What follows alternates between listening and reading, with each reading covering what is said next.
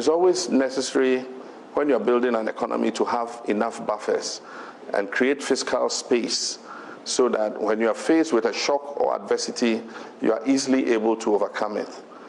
Unfortunately, this government has used a lot of propaganda. They said the economy has been the best that we've ever had since independence.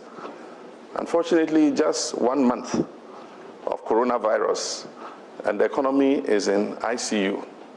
If we didn't run to the IMF for the 1 billion rapid credit facility, it is possible that in the next 2 months, probably salaries could not have been paid. And so our economy is on ventilators, and it needs thinking to rescue it from the ICU.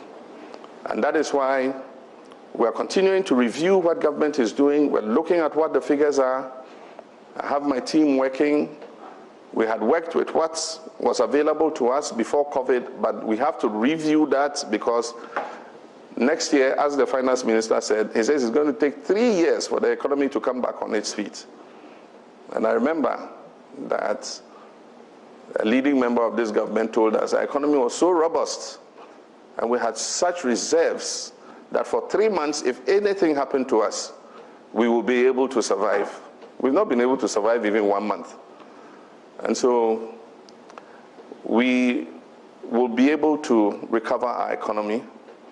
And we're looking at, what to put in place in order that we're able to recover. But there are things that the government can do in the first place.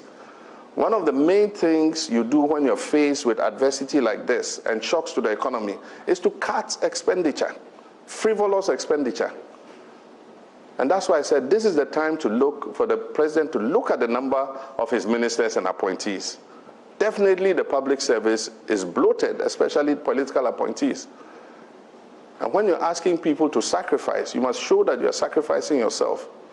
You can't have appointees running all over the place and drawing free fuel, and thousands of them, just all over the place, 125 ministers, and you're asking the people to sacrifice. We're all going to sacrifice. It's going to take sacrifice to rebuild this economy. And the president and the government must show the first example that they're ready to sacrifice. The NDC was in government for 8 years. They may think that we have short memories, but we can still remember very clearly that after 8 years that they had in office, in government, to demonstrate their prowess in managing this country and managing the economy, after 8 years, what did they leave us with? They left us with declining agriculture, declining industry.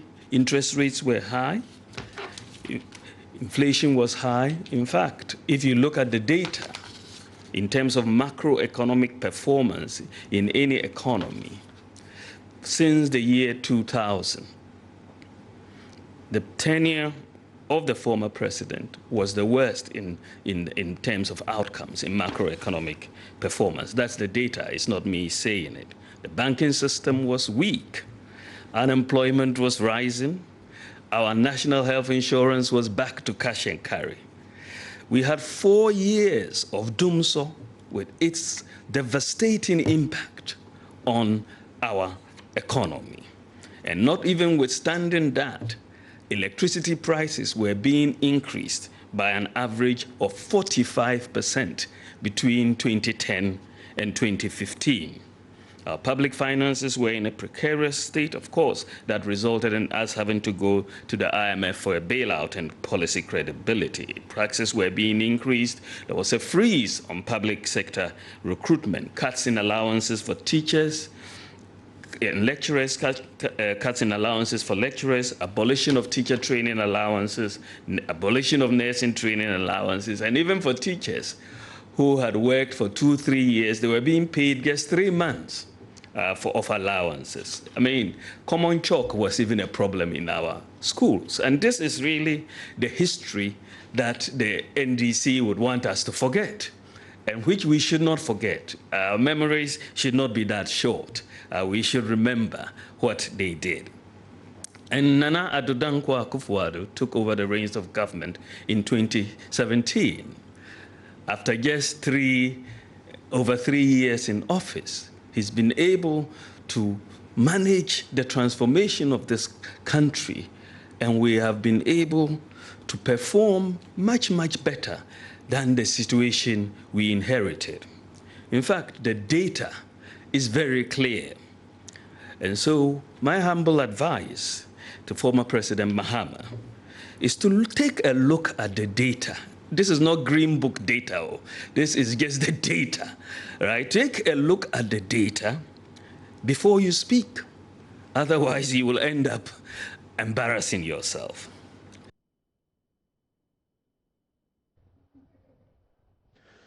Right, so here in the studio is Gideon Boako.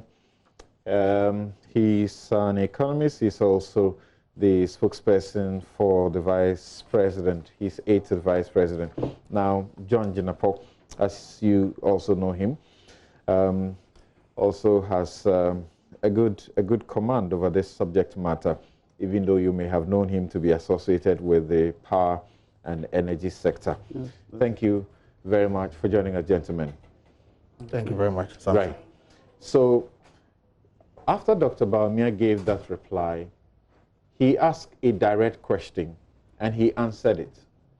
Who will you trust with the management of your economy in times of crisis?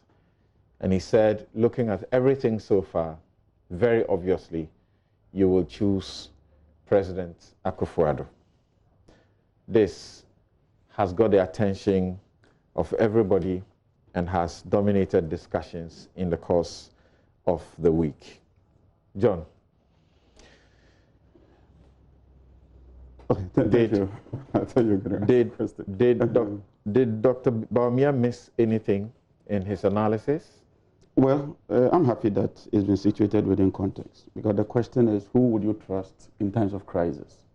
Dr. Bawumia makes the claim that there were two crises, and that we shouldn't distinguish the crises, because both were crises. He says that the NDC crisis and the MPP crisis. Internally generated, and one that is, a global, unforeseen, intervention.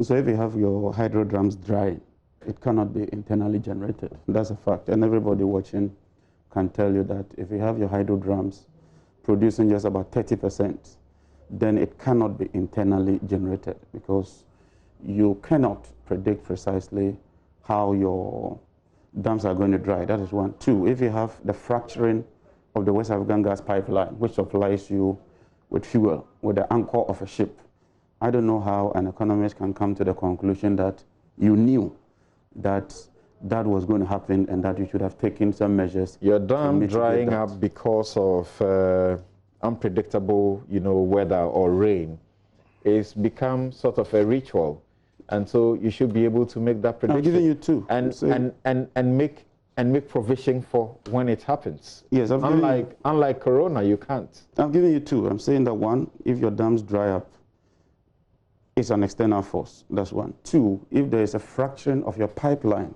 beneath the sea by a ship, I don't know how you could have anticipated that in order to deal with that. Okay. The most important issue is that when you are faced with a crisis or a situation, you have to take pragmatic steps to deal with that. And anybody who has done some level of energy economics will tell you that it takes about 3 years to get the necessary equipment in order to forestall whatever challenges you had. And like I've said, we had 3 major challenges when President Mahama took over as president. One was the issue of generation, 2 was the issue of financing, and 3 was the issue of fuel. And so the question you ask yourself is, how did you approach it? How did you deal with that? You and I know that the fuel issue was comprehensively dealt with the Atuabo gas processing plant. Today, it saves us about $350 million per annum in terms of input substitution. That is far thinking, that is forward thinking. That is dealing with the root cause of the challenge and not just dealing with palliative measures. And so that is highly commendable. So that fuel issue is a major, major step that President Mahama took. The other issue has to do with the generation itself. And I maintain that when President Mahama took over, and I have a document from the Energy Commission, which I'll refer to if it becomes necessary, if you were to have all the money, if you were to have all the fuel, at the time he took over in 2013, there was no way you could generate enough because the installed capacity, and you don't even work with installed capacity, but let me just deal with installed capacity, was less than our projected peak demand. The installed capacity was 2,200 at that time. Our projected peak demand was 3,000. So even if you were to fire all the thermal plants at that time, you simply will have a deficit. What it meant is that you needed some complementarity in terms of additional thermal plants. And he head-on dealt with it comprehensively to extend that today we have enough capacity and with enough to export. I'm surprised that we are not exporting power. I think that by now we should be exporting more than we are doing. Then the third one. Because that was part of the plan. Yes, that was part of the plan. And we have started a program with Agence France de Développement on the balance sheet of Gridco to export 200 megawatts to Burkina by now. That program was stalled because their financials deteriorated from 2017, 18, and 19. And I have the records here.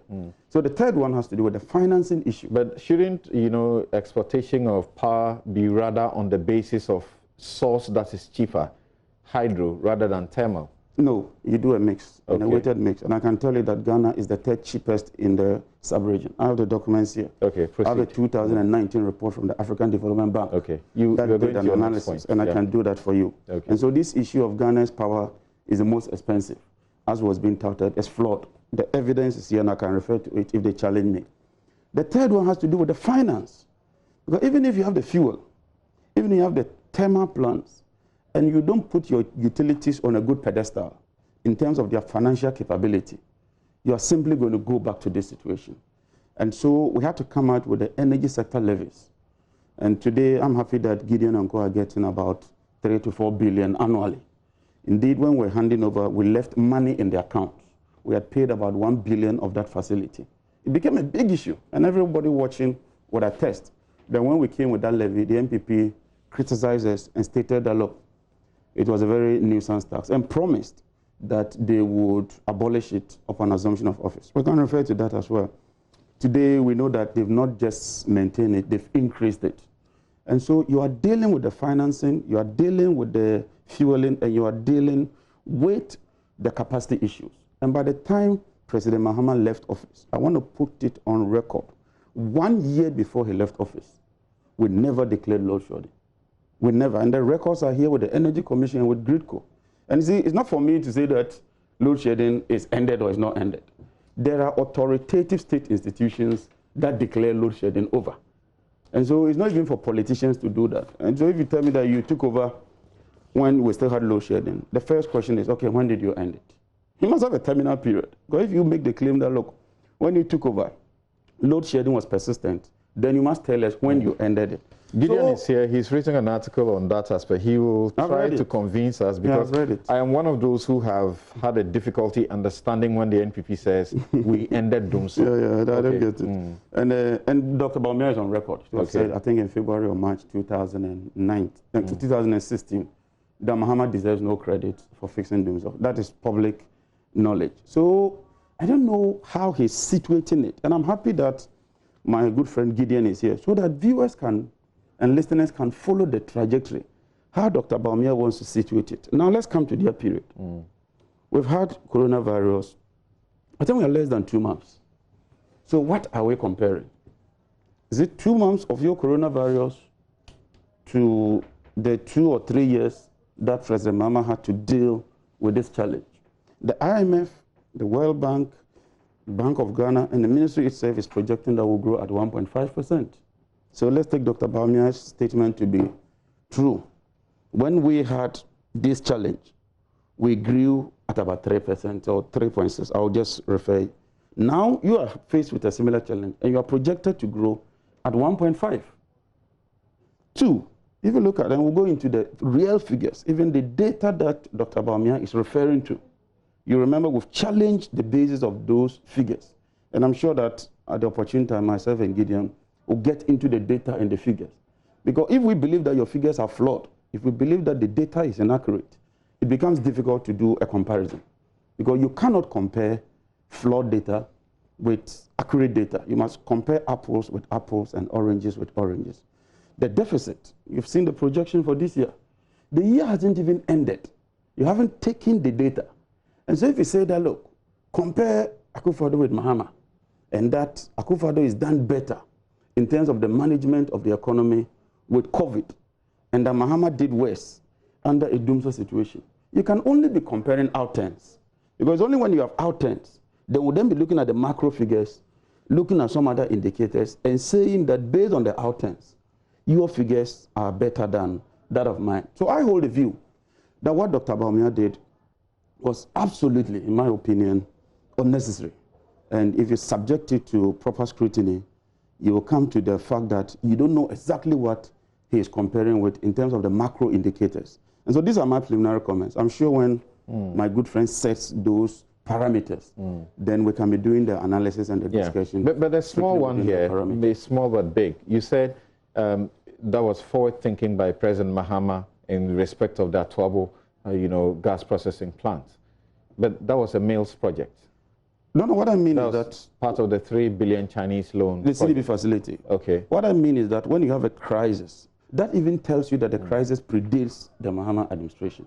In fact, we have our first crisis in 19... No, I'm saying specific because you said you attributed foresight to him. You attributed forward thinking to President Mahama when this was a Mills, I'll deal with that. We had our first crisis in 1983, in 1998, and 2007. Then around 2012, during President Mills' time, we had a challenge.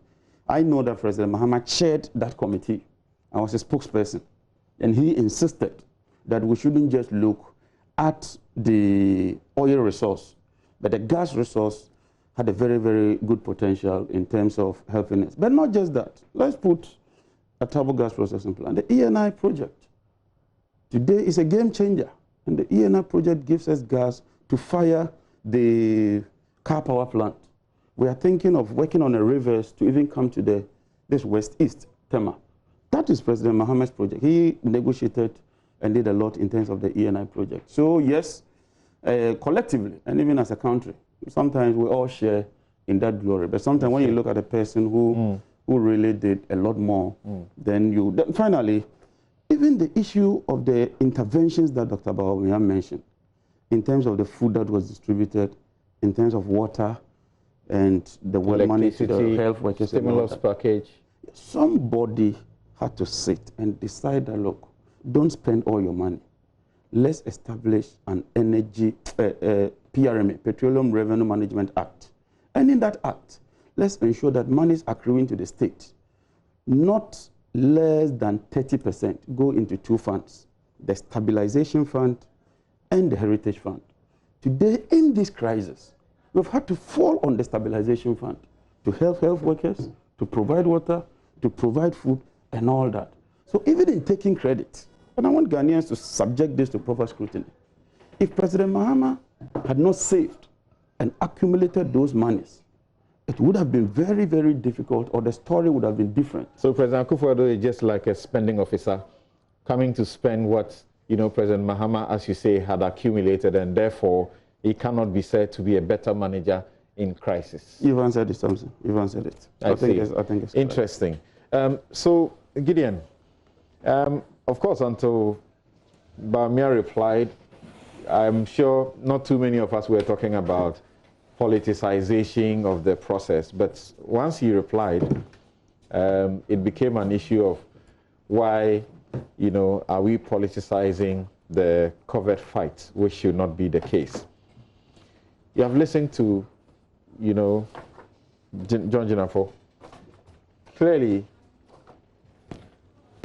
the facts don't fully support the claims or the assertions by Dr. Bawumia, if you like. And they also fault his comparison that if you want to compare a crisis situation of pandemic, you should take it to Ebola and not to bring it to dumsor. What do you say? Yeah, thank you very much, Samson, and I'm privileged to be here this morning. Of course, I also extend my regards to my senior Deputy Minister Kwaku Kwarteng, who was here earlier, and will come back later to deal with the third topic that is for consideration. So I will speak briefly and in detail to this issue between the Vice President and Mr. Mahama. And again, when John attributes the PRMA to President Mahama, again, I think we need to be situating, okay, because that's 2011, somebody right? Had to think, okay, and institute that, okay, and then when President Mahama took over, right, he accumulated this amount of money and bequeathed it to President Akufo-Addo. So in terms of taking credit, okay, it's a trajectory. Okay, so you want to say the NDC regime? Thank you. Fine. Yes. So, like he also said, until the Vice President spoke, more or less, the issue of politicization of COVID-19 had not generated national debate. And for that matter, I would say the analysis we are doing based on what the Vice President said must be situated within context and draw the antecedents to that. You realize that since the beginning of COVID-19, government officials led by the President have done their best, tried as much as possible to rally the entirety of the Ghanaian community behind them to find lasting solutions to that. At no point has government tried to politicize the COVID-19, its management, and the way forward. But if you flip the coin, you could see a deliberate attempt from our friends in the NDC, led by their party leaders, and the leader of the opposition, Mr. Mahama, who has had the opportunity to be a president before. And I say this because even at the time that the president announced the lockdown, we had the General Secretary of the NDC, Mr. Johnson Asidun Ketia, affectionately known as General Mosquito, come out to address the press, and we saw the videos all out, to suggest that the lockdown announced by government and the president is nothing but a clandestine move to rig the election through the Electoral Commission. It was a bit surprising to a lot of Ghanaians, but that was the mindset that was demonstrated by the NDC through their General Secretary. It did not end there. Well, as we speak, the Electoral Commission and its processes towards compiling a new voters register, among others, have become a subject of a court suit. Exactly. I think just yesterday there was a suit against them. The biometric verification machines that they are seeking to procure and everything, someone is seeking to stop them from doing it. And the new law that they are seeking to have, which will not include certain other identifiers for registration, is also being challenged in the court. Let's see how all that goes. So thanks for that information. But it still does not absolve Mr. Johnson Asidun Ketia from the fact that he was trying to politicize the whole matter of an action taken by government that has no bearing to do with the Electoral Commission. That aside, we had the Member of Parliament on the ticket of the NDC, my good sister, Dr. Zanato Rollins, come out to make wild allegations that government is politicizing the distribution of food, and that if you did not hold the New Patriotic Party card, you were not given food. This was a big untruth. But it was, again, an attempt by the NDC to politicize the whole COVID-19 and also throw shades at government. Then we had the whole NDC come out, led by Mr. Mahama, to say that they have also set up their own COVID-19 management or monitoring team, of which my good friend at New York, Dr. Kwache, is part of. And so you could see there was an attempt by the NDC to kind of also create some parallel governance structure, what I call COVID-19 parallel governance structure.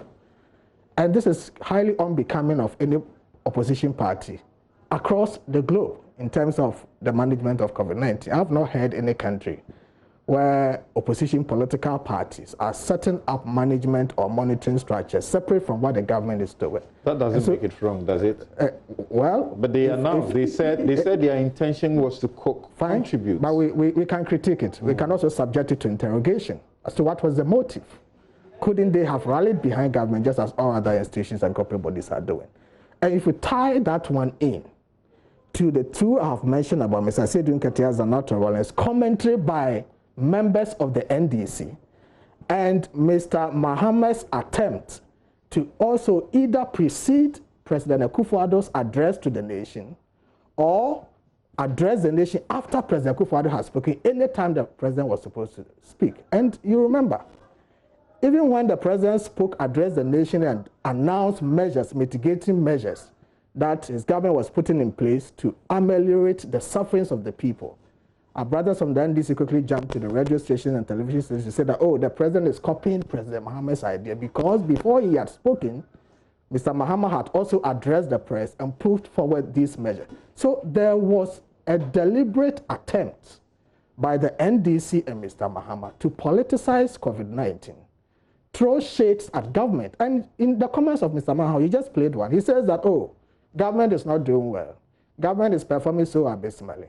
If you look at the measures government is putting in place, they are not the best of measures. The economy is on its knees. We are scrambling and all of that. That was politics. Nobody can say that those comments, the actions of former President Mahama and his party were not an attempt to politicize the That was politics because he's a politician. Because he's a politician. Or you're saying that if something is going wrong or somebody sees something they have to critique about the management, they shouldn't critique it. Fair enough. They have the right to critique it. And that same right to critique must also be made available to whoever is governing and managing. I agree with you, like Lord Dennis said. Silence is not an option when things are ill done. And Martin Luther King Jr. has also said, I should paraphrase him, that we may all have to repent, not merely because of the vitriolic words and actions of the bad people, but the appalling silence of the good ones. So if something is going wrong, you have the right to talk about. But you should not assume that views expressed by the one criticizing should be sacrosanct. Of course not. The person you are criticizing equally has the right and the mandate to also subject your critique to interrogation. And so the vice president said, you have used about 2 months or so to criticize government's approach towards COVID-19 and its management. You have thrown shades at government. We also have to let the people know, and mind you, the government, led by the commander-in-chief of the Ghana Armed Forces and the president of the state, Mr. Akufo-Addo, President Akufo-Addo, has the right, one, to protect Ghanaians. He has the right to manage the economy. He equally has the right to correct any misinformation that is put out there, because one cannot also underestimate the negative effects of negative news on the management of the economy, on the progress of the economy. So the vice president came out to say that if indeed Mr. Mahama wants to present to Ghanaians that if he were in charge, he was going to manage this better than government has done, the thing is that the acid test to any political decision is what is the alternative. And so if you think you are the alternative, then we can only judge you by what you have done before and the opportunity that you have had. Okay. And if we cast our minds back and situate the argument within this decade or the last decade, Ghanaians can readily recall 2 major crises that have befallen the country. One is dumsor, which has been described as internal. You can challenge it whichever way you want to look at it. But I describe it as a crisis that was presented to us as a result of the incompetence and inefficiencies of a government. And that is Mr. Mahama's government. Then 2, we have COVID-19, which has been touted or described as a global pandemic, and the source or the origination of it has nothing to do with government or whatever incestuous policies that we have within our country. That's where they say you compare, apples with oranges, because you should have gone to Ebola and how President Mahama's regime managed it. And that is why I say that, with all due respect, that cannot be right. And they are only trying to strike a difference where there is no distinction. How can we compare COVID-19 that has had serious debilitating effect on the Ghanaian people, their pockets, their businesses, and the economy, to Ebola, which was never recorded in this country, and by extension, even if had effects on us, it could be latent. Okay? So Vice President Bawumia situated the two within an argument. He was not comparing the two as crises that have been fallen under 2 different sectors. The sector, whether health, crisis, can be flood crisis, it can be farming, it can be bushfire, it can be energy related, it can be health related. the sector that the crisis falls within, or where it is coming from at this point, excuse me, is immaterial. What is of material substance at this particular point in time is whether or not the crisis had effects on the people and how they have been managed. Okay. Now, in the management, there are two approaches. The first is to look at it at the national or global level. How do I deal with this crisis? And nobody can say that President Akufo-Addo has not put in measures to deal with the crisis, or Mr. Mahama or whoever had a crisis in his period did not put in measures to deal with the crisis. That one, every government will try to do so.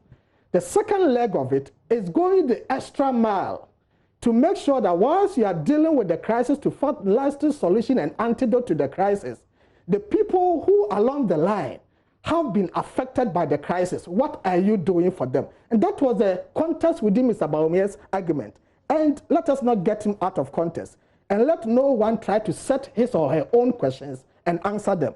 In paragraph 14 of the statement put up by Vice President Bawumia, if you go to the second leg of the sentence, he says that what mitigation measures did they provide, referring to the NDC and Mr. Mahama, for businesses and individuals during dumsor?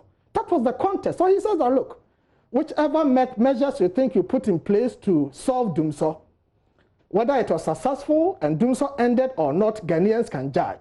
But here within this context, I want you to tell the Ghanaian people, that aside those measures you say you put in place, what mitigation measures did you put in place to cushion businesses, to cushion individuals who were losing their money, who were losing their jobs, and businesses that were collapsing? Right. And let us put that within context. And here I say this. During dumsor, Ghanaians were suffering. I've had a chance to debate my brother John, where at some point he said no business collapse under dumsor. Another point, they want to change their mouth. If I should refer you to a research that was conducted by the Institute of Statistical, Social and Economic Research. No, businesses collapse. We are aware at the of University of Ghana. Yeah. There is no ambiguity or doubt on the fact that businesses collapse. Right. I've also heard people say, particularly coming from the NDC, say that the two are incomparable because one is affecting lives. People are dying. That is COVID-19. Dumsor did not lead to the claim of lives. And that is quite preposterous. Why? And it beats my imagination. Why? During the period of dumsor, there were people who had to resort to the use of generators and suffered suffocation from the fumes from the generators and lost their lives. There were people who, in their attempt to run away from the heat that were burning their bodies and their souls, had to go and live on top of stories that were uncompleted, had to fall down and die. There were people who were sent to the hospitals and had to be put on ventilators. Because there was no power to power the ventilators, they could not get proper oxygen and they died. So that argument is dead on arrival. But let's look at what Mr. Mahama did during the period of dumsor. In the time of dumsor, where Ghanaians were suffering, businesses were collapsing, people could not find their way to make sure that their businesses were running, and therefore their disposable and discretionary income were going down. At the same time, so insensitive of the Mahama administration, they were increasing electricity prices. Indeed, electricity prices went up as high as 78% in 2013. It went up as high as 28% in 2014. And at the peak of dumsor, electricity prices went up as high as 59%. With government in the right senses and being so sensitive to the people, will increase electricity prices for people at the time that they are not getting the electricity and they have to look for alternatives to use generators and buy fuel. And at the same time, fuel prices were increased. At the time that there were dumsor, and people were losing their jobs and their income, and they could not support their children's education. And the very few who had children going to the teacher training colleges and the nursing training colleges and were given some allowances that were instituted by Mr. Kufuor, not even Mahama, he came to inherit that. Mr. Mahama and the NDC looked into the faces of the miserable Ghanaian people. And at the time of dumsor that businesses were down, cancelled teacher training allowances, cancelled nursing training allowances. At the same time businesses were down, health professionals, nurses would go to the wards. There's no electricity to power fans or air conditions. They were living in heat. Doctors were sitting in their consulting rooms, battered by heat. Lab technicians were sitting in their laboratories, battered by heat. Yeah, we know that some were using mobile phone lights to at the same time, conduct surgeries. Import duty waiver right. that was instituted by President Kufuor for health professionals was cancelled by Mr. Mahama. At the time that dumsor was on, and people were suffering, cold store people were losing their businesses, okay? Welders were losing their businesses, hairdressers were losing their businesses, seamstresses were losing their businesses. We were increasing costs, business costs, running costs for them. So your point is that... And there were no mitigation measures, and worst of it all, book and research allowance for lecturers were cancelled the same period. I see. Teachers who had been employed and taught for 3 to 4 years were only paid 3 months of their salary. That is an insensitivity to the nth degree for a period that Ghanaians were going through austerity, Ghanaians were going through hardships. People wanted to see proper mitigating measures exactly by the government. The same? And are they situations that you can compare in the manner you are doing? Why not? Because... So if you're talking about, you know, government giving food to the vulnerable, it's because people can't go to work. They can't earn. Practically, the state has issued a lockdown measure that says don't go out, don't go to work. Since you are not going to work, you won't get money, you won't be able to feed yourself. So the government says, I will provide food. How do you compare that to the dumsor situation? Water bills taking up for 3 months, electricity bills for Lifeline taking up for 3 months and 50% for others. Is the context not completely different because you are unable to earn practically because the government says stay home, don't go to work? Is that not different from the dumsor situation where people are able to find alternatives to earn a living? The difference is not there. And I know you're a lawyer, but you have some appreciation for mathematics.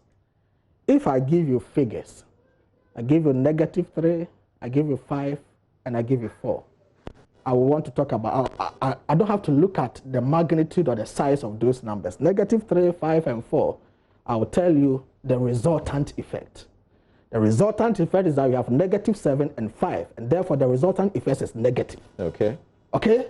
In the same vein, if I miss different numbers for you, what constitutes or forms the component of what is within the basket of the numbers is immaterial. What matters is the resultant effect. So, dumsor period, 5 people were going to work. And I lived in Kumasi. I had people who were going to work, working for printing press at Asafo, Dichamsu and Krofrom. They were going to work all right. So you could see people going to work. But were they doing work? They go and sit down the whole day because there's no electricity to power their generators, okay? For them to print. Resultant effect is that work done is 0, income is 0, and nothing was coming at home. That is the resultant effect. The nature of going to work, and doesn't matter. In COVID-19, people are not going to work. They are sitting at home. That is immaterial. The resultant effect is that work is 0, income is 0, businesses are going down. Okay. So we have to talk about the resultant effect. And that is what Mr. Bawumia is talking about. That look, whether it is energy crisis or famine or flood is immaterial. How long it has existed doesn't matter. What matters most is whether or not it has effects, negative consequences on the people. And if indeed it has negative consequences on the people, how have they been dealt with in respect of providing cushions for the people? Yeah. And I've enumerated to you. And how does he also explain or answer the question that is being asked? We are talking about a health situation, a pandemic that is killed in excess of 270,000 people across the globe, infected in excess of 4 million people. In Ghana, you are talking about 18 people dying. Even one person losing their life is serious enough. How do you compare that to the electricity situation? People are asking, should a vice president, someone in charge of the management of the economy, be doing this kind of comparisons? How does he answer that? The vice president was right to do that because just as you rightly said from the beginning, that Mr. Mahama is a politician and therefore has the right to do politics, to take political expediency and capital out of whatever happens. We shouldn't also forget that Mr. Akufo-Addo and Mahmoud Bawumia did not get to where they are because they were followers of a catechist of a church or members of a choir brigade. They are here because they rode on the back of politics to seek political mandate from the people. And are seeking political mandate. And this is an election year. So whilst they are doing all the good things they are doing, it cannot be right that we force them or coerce them to keep quiet. Okay, Mr. Do Good, we are doing the good things we are doing. The opposition is behind you, destroying the matters for you. By the time you realize, as the gentleman said in his good joke, by the time you get to June, everything is spot for you. People were saying on Twitter and elsewhere that you are in charge of the management. Just focus. We are focused. Focus. If someone is up to mischief, the people will see that for themselves. I bet you in our political space, it doesn't work like that. In our political space, we devote majority of the time to focus. And in fact, I had to rush from PDRC and come here since yesterday. President, government officials, we've been there working, planning, strategizing. In fact, if the rep of your press corps was there when Mr. Bawumia spoke, he didn't even speak for more than 20 minutes, okay? But the NDC and Mr. Mahama had done their propaganda for well over 2 months, and nobody had responded to them. So I think the call by a certain portion of the Ghanaian society that, oh, okay, sometimes don't pay attention to the detractors, that one, a very genuine call, we agree to that. But they should also bear with us as a government, that they trusted us. It is because they believe this government can deliver that they repose their confidence in the president and his team. And that confidence they repose in us. Whilst we have to work to make sure we deliver, there's also the need for us to make sure that whoever is trying to use negative news and propaganda to derail the efforts that we are making, for which consequentially could affect our fortunes of winning the next elections, we have the right to respond to them. And that is politics. That is accepted across the globe. There's no political leader who sits down unconcerned and allows the opposition to throw shades at it and doesn't respond to it. Government had to respond. The good thing is that Mr. Bawumia responded to this in a very respectable manner. He did not insult anybody. He did not use vulgar language. He did not attack like we have seen the trooping of a beehive of arrogant attackers coming from the NDC, casting all aspersions and using negative words, unprintable words on Vice President Bawumia. That is not why we are interested. What we are interested in is that when they come to attack us and insult, we will distill and throw away the insult from the substance and deal with the substance. And let me get to John because because he's spoken for more than no. I hope I'll get again. Let's not get there. And I took your note because you alerted me to that. Please, thank you. You see, when you are speaking, often you are not checking the time yourself. Sometimes I do. I do. Okay. And I'm sure viewers too. All right. So let's proceed. Yes, please. Now, President Mahama has been speaking occasionally, and as a responsible, leader, he's expected to galvanize people like Gideon said, so that they will all do the right things and support the president. Support the leader who is at the forefront, who is, expecting, a unified front to ensure that we win this fight against COVID-19. So why will he be giving focus and primacy to these questions that he brought up, which has attracted a response? Thank you. So first of all, is it not true that the economy is challenged? Is it not true that the economy is an intensive care unit? Is it not true that all the underlying factors and underlying assumptions is derailed? All the economies in the world have gone to sleep. So what is it? No, but when you say it is someone being incompetent, when it's a global situation. Let me deal with some issues. I'm coming there. Even the economy of the United States of America has gone to sleep. So go what's the and point? Check South Africa. With their energy crisis, they grew at negative. Go and check South Africa, mighty South Africa, with the same energy crisis. They grew at negative. With energy crisis, Ghana grew at positive. That is the difference between Mahama and Akufo-Addo. But let me just deal with some few issues that Gideon has raised. He says that Mahama was so insensitive that he even canceled book and research allowance. This is July 16, 2016. GNA. Government of Ghana has released 37 million to the Controller and Accountant General's Department for onwards disbursement as book and research allowances for the public universities. And yet Gideon comes to sit here and peddles blatant falsehood. Sure. Blatant falsehood, untruth. Was it cancelled? I think the problem at the time, spare us this the problem at the when time you had your time, was the attempt to create a certain national. You don't even understand what we did. That's why you're doing that. Can I make my point? I want to take all your issues one after the other. Where the book allowances will be channeled. I think that was the issue. And I gave you enough time. I disagreed with a lot of the issues you put out, including inaccuracies. I've just pointed to you that what so you have said pointed out that. It's false. Let's continue. Next time, check your facts before you do that. 2, he says that I said that no business collapsed. That's equally false. Oh, I was on the phone with Please, you. can I make my point, Gideon? The way you believe in your statement, that's the same way I believe in my statement. You made a statement that during the dumsor days, a lot of businesses collapsed. And I said, how many businesses? Because you are in government. And you refer to this document from the University of Ghana. I've read the document from A to Z.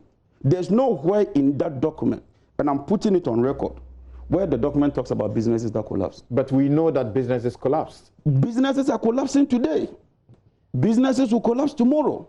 But until you do a proper research, like the Institute did, and talked about the cost to businesses, then as policymakers, we'll be seized with the facts and we'll be making informed decisions. When I asked him, he said his uncle or somebody at a magazine lost his job.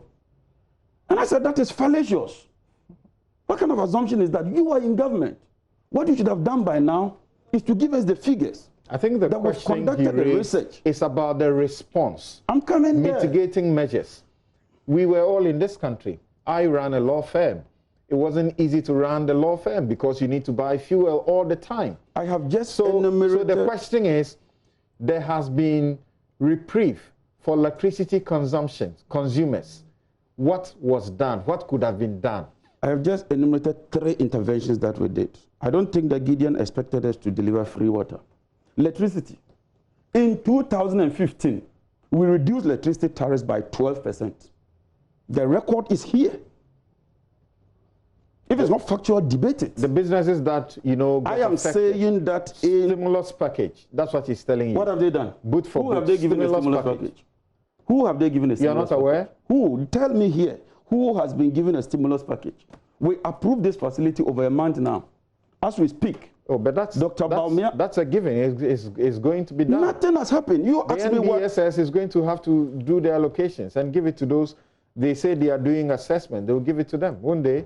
Thank you, Samson. I will deal with that. But okay. I would like to build on my points. I have a lot of points. If you allow me, I'll come to all this. I'm building a point, and I'm making some analysis. So I'll take all the issues. Okay. So no, you will spend some 3 minutes for your reaction. Samson, that would be very unfair. No, you can't. I'm you surprised. couldn't have started and done 20 minutes and come back to do another 20 minutes. Wow. We are dealing with time. Wow. Yes.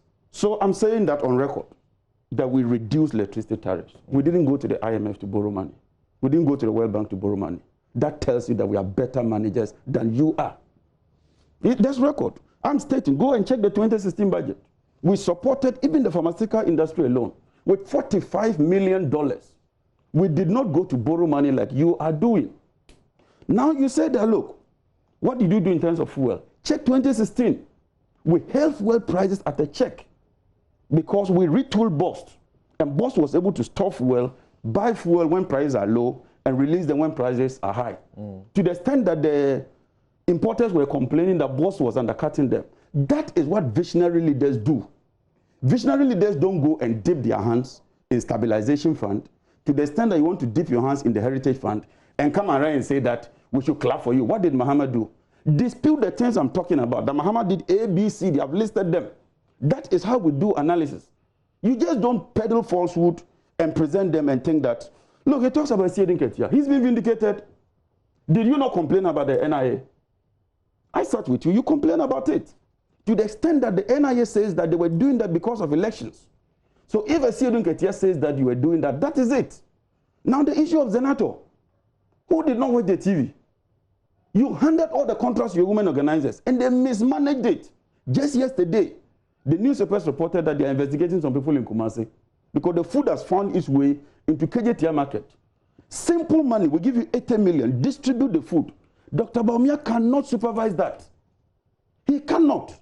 And yet you tell us that you are better managers than we are. PPEs, common PPEs. And I'm happy we brought the issue of Ebola. Ladies and gentlemen, the difference between Akufo-Addo and President Mahama is that when we're faced with Ebola, President Mahama stayed in this country, commandeered all the resources, and ensured that we defeated it head on. We prevented Ebola from entering this country. When we were confronted with this situation, was it not like some say Akufo-Addo was flying from country to country? Sheer luck. When you have Mahama at the helm of affairs, dealing with issues, taking pragmatic measures, ensuring that the right thing is done, to the extent that the UN and all the agencies commended him. And yet you, when you were faced with a similar issue, he was flying from Switzerland to Norway to UK and jollying around. You could not manage it. The diseases engulfed us. Today alone, we are seeing a huge spike. And you are here telling us that we should praise you.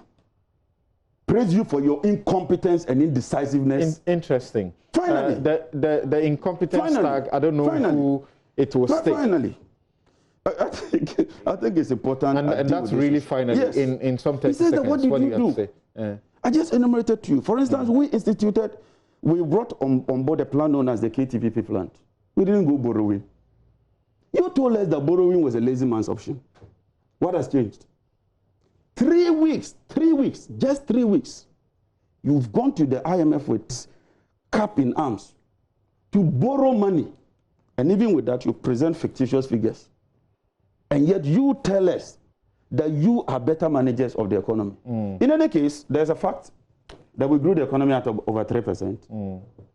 Under the same crisis. Interesting. What are you doing? You're doing 1.5. Yes. You want to compare your 1.5 to 3%? What is the debt to GDP? Well, you move it to 63. Well, even before this pandemic, thank you, John. Your CD depreciated by 12.9. And yet you have the effrontery to say that NDC people are arrogant and that we arrogantly talk about Dr. Bawumia. Okay. Why is Dr. Bawumia a demigod? So as we understood, that we can criticize him. As we understood by, say, a report of the Daily Graphic, 885 SMEs lost 250 million within the 4-year period of the dumsor. Now we are dealing with they didn't get any stimulus package. Nothing. Okay. So Gideon is telling you what Dr. Bawumia is talking about is there for everybody to see. We just began with the coronavirus, fight. And even ahead of getting to know what exactly the figures will be as far as the effect on businesses, there is a stimulus package, and they are supposed to assess it. That was not done. That, he tells you, is the difference. So when Bawumia makes this analysis, what is his invitation to Ghanaians? So we should do what? So after all, that's our tax money all of you use. So what's the point? Yeah, the invitation to Ghanaians is that the Vice President respects the political mandate that was given to President Akufo-Addo and the NPP by Ghanaians. And that mandate was so overwhelming that in the annals of our political history since 1992, there has not been such high margin of electoral victory. And so whilst government is at work delivering and making sure that Ghanaians are okay, when you have political elements who have had a chance to be with us and root us in the not too distant future, in the past, trying to do all within their possible means to destroy the gains that have been made, there is always the need to make sure that the wrong information is corrected. And that is what Dr. Bawumia did. Of course, he is not a demigod, as John is trying to ask rhetorically. Dr. Bawumia is not a demigod. All right. He's a Ghanaian and astute economist who knows his onions and is supporting His Excellency the Vice President to deliver. He says that we went to borrow in the midst of challenges. Yeah. I'm so ashamed. President Mahama said that you didn't even wait for a week. I'm so ashamed. You said the economy was in good shape, was robust. And yet, when the crisis came... It will be so imprudent on the part of any business manager to say that I've been hit hard by external crisis and I won't seek the right sources of funds. Please, to inject into the business. The kind of funds, when you went to the IMF, please, the difference, just a second, I have to go for a break. Just a second. Thank you very much. The difference in your borrowing is that this money we got from the IMF, it's not imposing conditionalities on us. Yes, you borrow from the IMF. Thank you very much. Thank you. Thank you. It is not imposing conditionalities. Why don't you mobilize international?